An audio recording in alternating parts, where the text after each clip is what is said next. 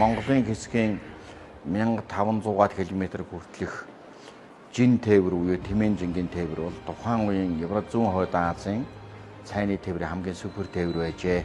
За энэгээр бол зөвхөн цай зөөдөг биш. Энэгээр бол цай, бүс, дурдан, торог, даав, модын идэл, за тэгээд дээр нь болохоор малын арьс шир, тэрч буйл малын хөлөөрийн тугаа явдаг. Ийм замууд, ийм жимүүд тоххой. Тухайн үед тавьсан тэр маршрутаар одоо Улаанбаатар төмөр зам байгуулагдажээ. Монгол Орос гэдэг гурван холбосон төмөр замшууд яг тэр зам маршрутаар явж байгаа шүү дээ. За өдөртөө 13 суваа бол томоохон боомтуудаар нэвтрэн энэ бол 250 орчим тэмээ нэвтрэн гэсэн үг. За аялал жуулчлалуудад хөгжих өргөн боломжтой.